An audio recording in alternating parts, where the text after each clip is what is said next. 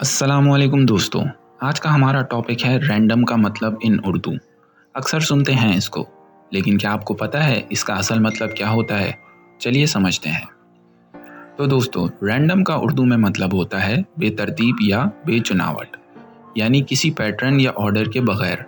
अब देखते हैं कुछ एग्जांपल्स।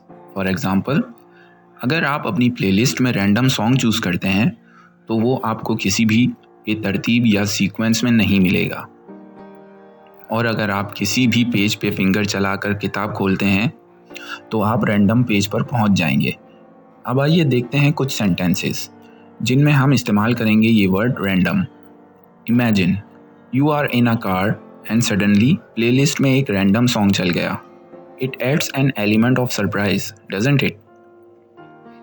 कभी कभी जब हम बुक स्टोर में होते हैं तो हम एक रैंडम बुक पिक कर लेते हैं और फिर वो किताब हमारे लिए एक नया वर्ल्ड खोलती है। तो दोस्तों, आप समझ गए होंगे रैंडम का मतलब उर्दू में। ये वर्ड हमारे सराउंडिंग्स में कितनी बार आता है और हम इसे कितनी बार इस्तेमाल करते हैं, ये हमें कभी कभी ही पता होता है।